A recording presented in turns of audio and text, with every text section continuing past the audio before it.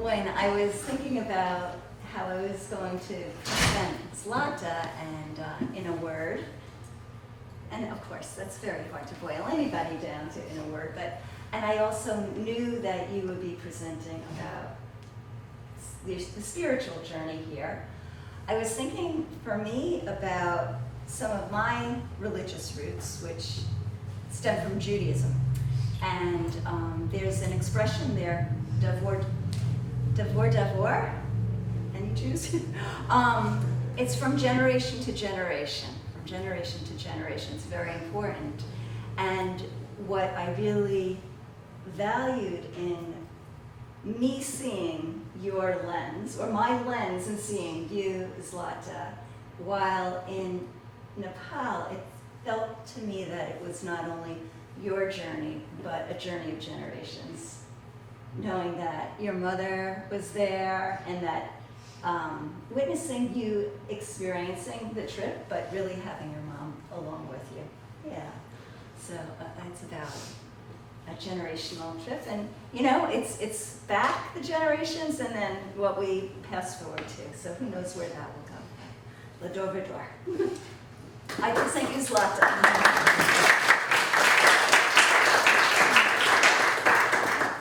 Well, hi everybody, I'm Zlata, and I will be doing my presentation on exploring spiritual diversity through culture and practices.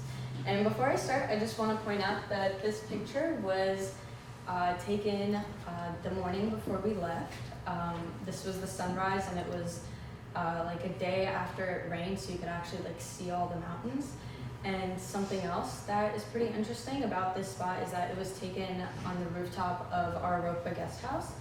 And what you see right here is a monastery in the back, and something that I find really cool is that the children's home and the guest house are like in the center of a triangle. So there's this monastery, which unfortunately I do not know the name of, and then on the other side is the Cheshire Monastery that you can also see from there, and then on the other side is the Bodhanath Stupa. So it's like this children's home is right at the center of like this spiritual triangle. So yeah. Right. So what is the Maya Gold Foundation? The way that I would define it, it's a nonprofit organization aimed on educating and inspiring young people, and part of what they do is they bring awareness to labor and sex trafficking in Nepal and India. They do have an open border, so it's a problem there, and they kind of bring more awareness to it and to people around here.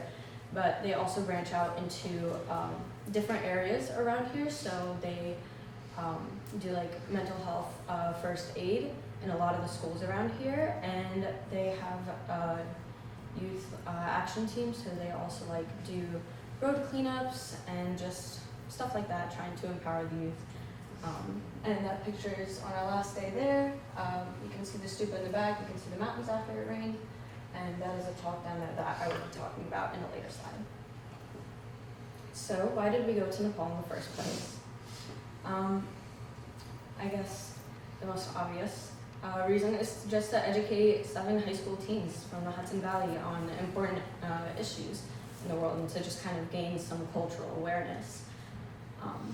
And then, you know, also to explore issues around human sex trafficking between Nepal and India, because it is very prevalent because of the open border, so people can just go back and forth. And to also explore the culture and lifestyles of the people of the Kathmandu Valley. We went a little bit outside of that also, but we got to experience kind of like the city life, but also the rural life, the people on the outskirts of the Kathmandu Valley.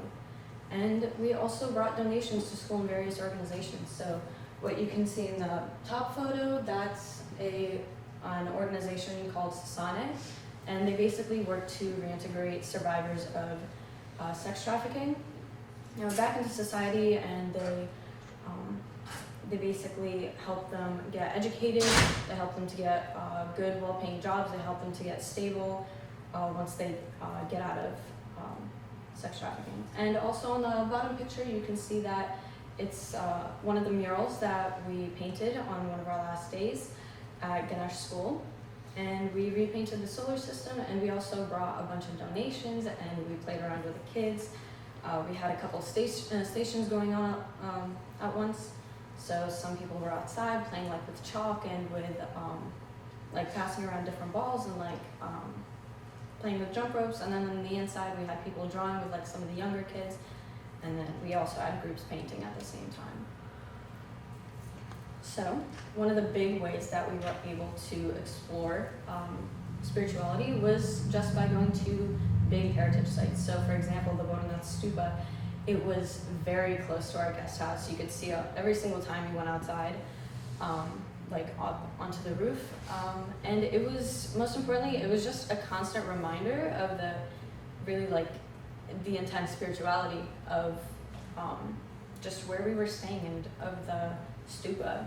I think at some point we kind of took it for granted because we saw it every single day, but it truly is one of the most important stupas and sites for Buddhists and Hindus, not just in Nepal, but in the world.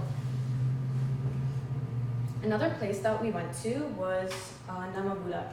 So Namabula is, it basically consists of two main, sites. So you have the monastery, which is right above, and then you also have the stupa.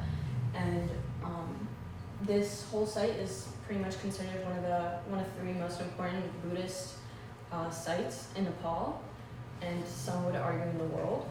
And the reason for that is that the stupa is said to contain Buddha's relics after he sacrificed himself to the tigress. And when you go up to the stupa, after you go up to it, there's also like other stairs that lead up to the monastery. But before you get to the monastery, there is the depiction of the tigress and Buddha basically sacrificing himself to the tigress and her cubs.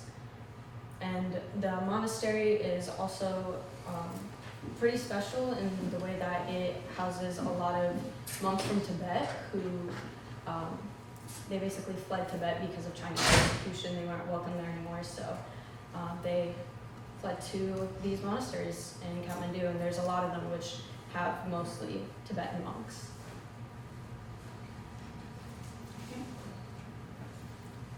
So another place that we went to was the Pashupatinath Temple. There was the cremation going on that you can see on the bottom, and then the Arati ceremony, which is at the top. So the Pashupatinath Temple is at the top. And basically, yeah, it was a very emotional visit for a lot of us. I think we all kind of had a different sense of mortality, especially before coming. So it was just like a very necessary reminder that, you know, we came there and then all of a sudden you can smell the smoke from the fires, and then you realize that there are like bodies being put onto it, and it's just a very normal standard thing there, especially in the Hindu practice.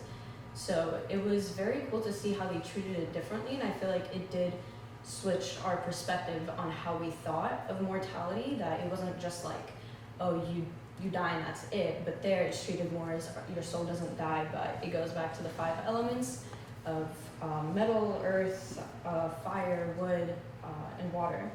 So the Arati ceremony and the cremation, they happen every single day. The cremation goes all day, all night long, and then the Arati ceremony starts every single night around 7 p.m. And yeah, there was also just a lot of monkeys there.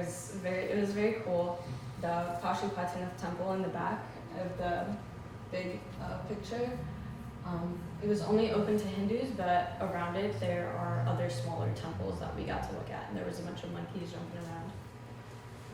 So yeah, and then we also went to the Swayambhunath Stupa, and the Swayambhunath Stupa, it was pretty great to see like the architecture of it,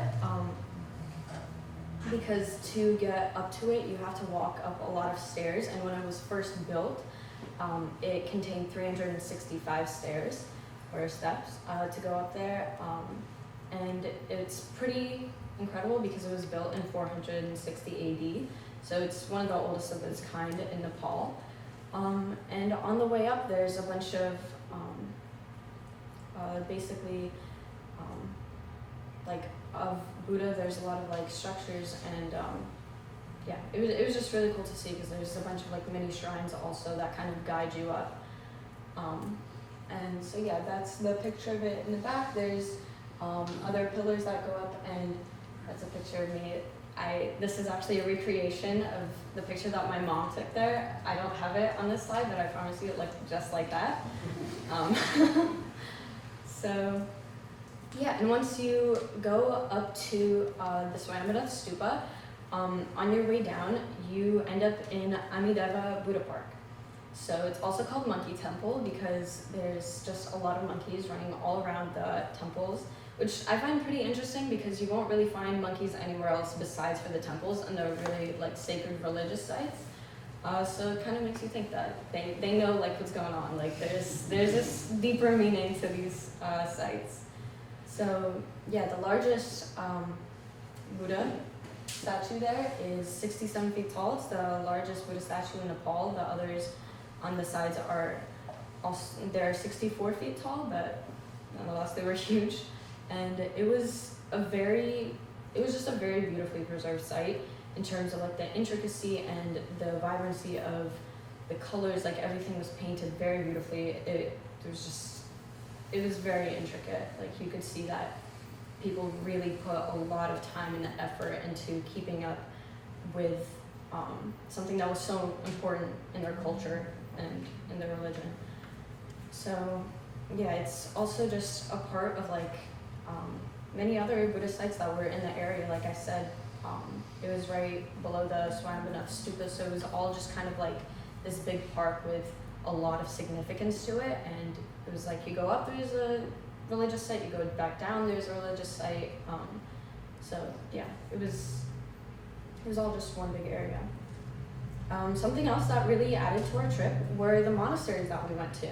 So these are just two that I put on here, but we went to a lot more than two. But the one on the left is the Cheshire Monastery. It was right next door to our guest house. If you went on the roof, you could always see it. You could hear at some points of the day like the chantings and the musical instruments that they would play. And some of us attended the early morning meditations. Like there was one time where we all woke up really early, and by 6 o'clock in the morning we were inside that monastery, and we just sat for like an hour and just meditated with hundreds of other monks that were doing really deep like throat singing. So it was very cool. And then we also attended a dance performance there by the end of the trip, which I'll mention later in the slides. The next monastery that we went to, this was I think on the first day that we went. It's called the Cheshire Monastery, and we went on a 2-mile hike up there. So on our way up there, we really got to, that was I think like our first real introduction to life in Kathmandu, because we really got to see it firsthand. Like we were just passing by in the streets, and we really got a good look into just how people are living their everyday lives. But once we got there, we were greeted by a monk who gave us a tour of all the grounds. The monastery was actually close to other visitors at that point, so we were just kind of alone walking around with him. There were some other monks walking around, but it was mostly just us, and we got taken into a room with a bunch of relics from two very important teachers that were there. So we got to see all their relics, and then he actually took us to their stupas that were on the grounds.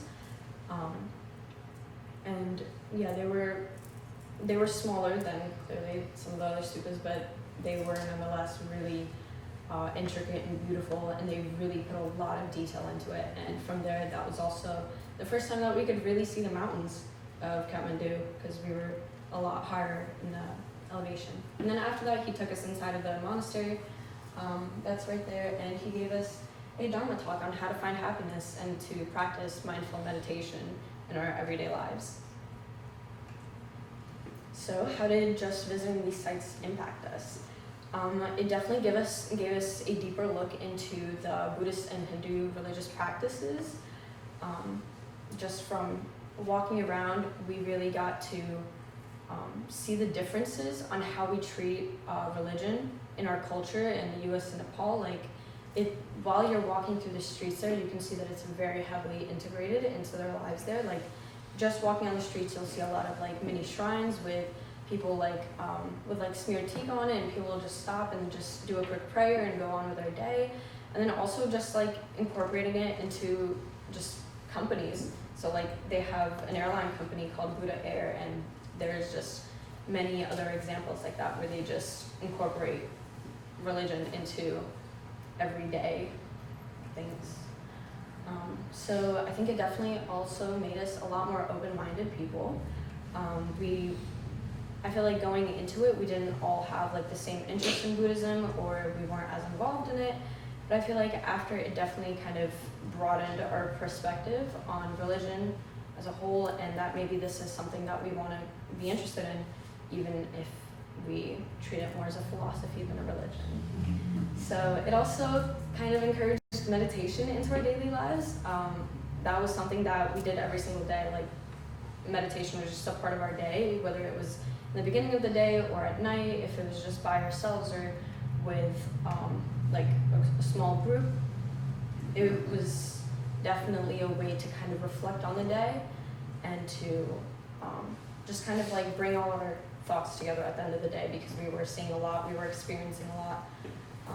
So it was a nice way to reflect. Something else that kind of helped us explore spirituality were the talks that we got on exploring religion. So like you can see on the top, we have Jo Donovan, who was, she's a Buddhist student. She wouldn't call herself a teacher, but she's a student. She's been practicing for many years, and she came and she gave us a talk on like the fundamentals of Buddhism. So like the four Noble Truths, or the Eightfold Path. We kind of talked about that, and she really kind of went into depth in the differences in Buddhism, depending on where you practice, where you study it, what kind of monasteries you're associated with. So that was very interesting. And she said that she does like more of like the debates. She likes to weigh in on the debates of Buddhist monks, because it really helps them to gain a deeper understanding and a different perspective of whatever they're debating. So she said that that was her main interest.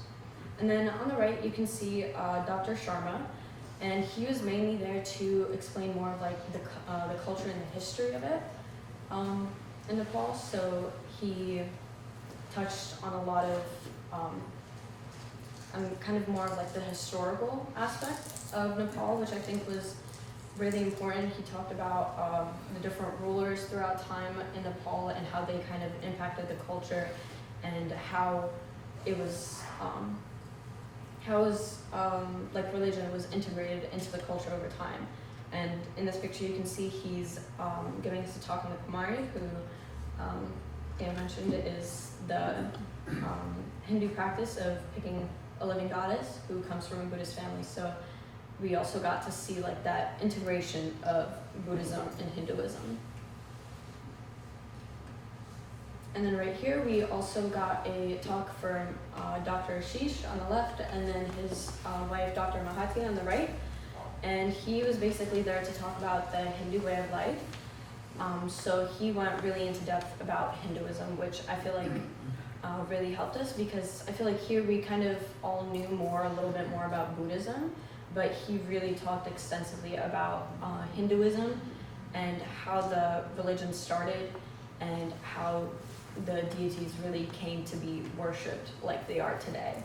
And then at the end, his wife, Dr. Mahati, also weighed in on her perspective and on her knowledge about it. And they came at the beginning of the trip, and they stayed with us for a couple of days. They had 2 kids, so that was also really nice because they kept us some company. And then just some other honorable mentions about our time there. So you can see in the first picture, that was the blessing at the Cheshire Monastery, and it was on our first day in Nepal. We just, after we put our bags down, we got a little bit of rest, we went out, and then we just went to check out the monastery that we knew was next door, and we ended up walking in on the start of a huge blessing ceremony. So we stuck around for that, and we ended up getting blessed by a lot of monks on our very first day in Nepal, and I think that that was really something special for all of us. And then the next picture on the right, you can see that we did morning yoga, meditation, and breath work with our lovely team leader, Carissa. So yeah, that was just also kind of a way to like set our intention for the day, while also looking at the stupa and just kind of thinking about that and thinking about how we could kind of incorporate spirituality and mindfulness into our day. And then we also have on the top the steps that were leading to the Swayambhunath Stupa. And you can see there's like a little monkey in the corner. There's another one trying to like get somebody's foot. But you can see walking up the steps that there's a lot of just mini shrines everywhere. And there's a lot of like statues of Buddha. So it was really just kind of leading you up there. And then on the bottom, we have the traditional Buddhist dance performed on Chechu, which corresponds with Guru Rinpoche's birthday and also like the lunar calendar. So this was around the time of the New Year celebration. And yeah, that was at the Cheshire Monastery. So something else that I thought was really interesting was that during the dance ceremony, they had a lot of wind instruments. So they had like really long horns that would like go all the way down to the ground and curve up. But then they also had like oboes, and there were mainly two people that were walking around with these oboes. And something that I found really interesting is that the sound just never stopped. And later I found out that it was because they were doing something called circular breathing, which is basically like you're able to breathe in but still breathe out at the same time. And it's something that is achieved mainly by monks. So I thought that that was really interesting. Yeah. Any questions?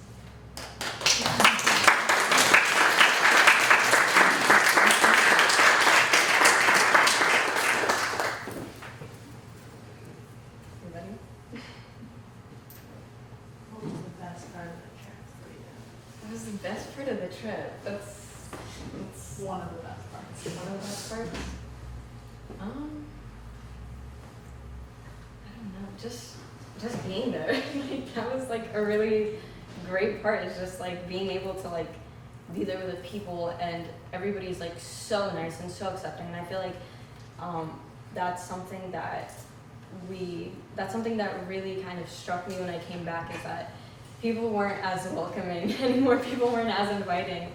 And I think we mentioned this on Sunday on the last presentations, but people really do kind of treat you like gods. Like they told us when we were talking with some of the teens, they said that we, like in our culture, we have three main kind of people that we worship like gods. So you have your actual gods, like that you worship spiritually for your religion. Then you have your parents, who you treat like with the utmost respect, and then you also have guests.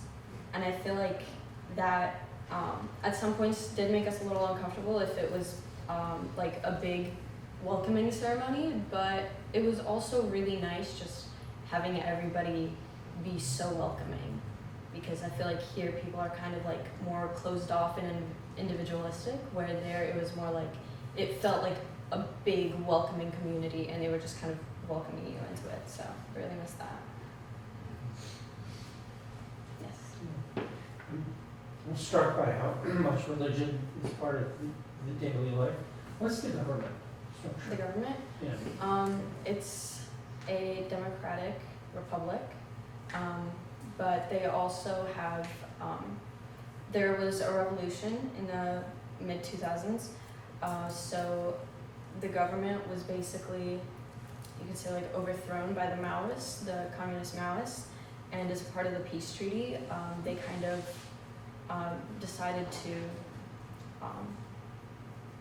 like have a government in which like it was, they incorporated both sides of it. So the Communist Party still has like multiple seats in the government. So yeah, it's still a democratic republic, but they still have like communist presence within their government. Wow. It's Yeah. amazing that they support and Yeah. allow so much religion. Yeah, but before that, it was a monarchy for hundreds of years. It's That a makes very sense. messy government. Yeah, Yes, there's been a lot like before that in the monarchy. It was a pretty messy situation, like with the prince, because he kind of murdered his whole family, and then there was a lot of like speculation about what really happened there, but it really kind of caused an uprising because now they had a different king, a different ruler. So yeah, and that's really kind of where the revolution took off. So, yeah. Thanks, that's interesting. Yeah. That goes against everything that Buddhism represents. Yeah. Yeah. I mean, wow. Apparently he was in love and his mother didn't support it because she was an Indian girl and he was this royal prince. And apparently he just got drunk one night in like a big family celebration and just took a gun and just murdered his whole family, even though there was a bunch of guards around, but it's all speculation, kind of.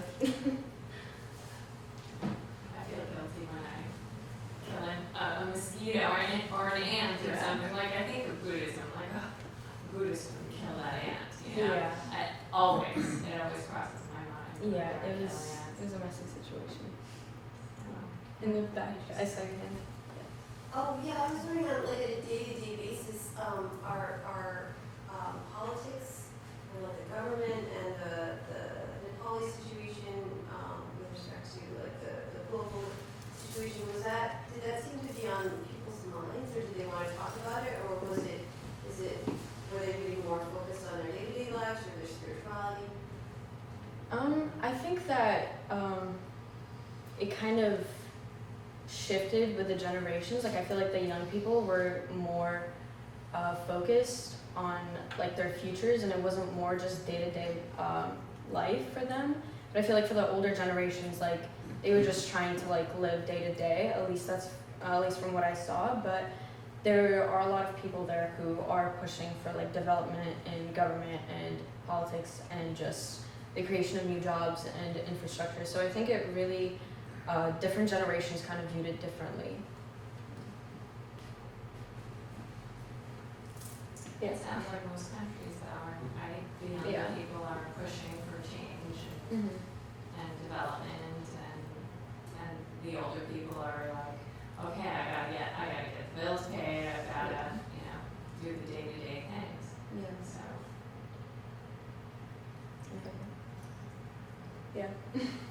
Oh, the Japanese have this saying that I love, that if you love your children, let them travel, because I think it's like the best education you can get. And I was wondering, like, from your experiences when you came back, and similar to another question, like, how do you feel like it changed you, like, sort of initially, sort of just like getting back, and then sort of like in your day-to-day life, like in terms of your perspective?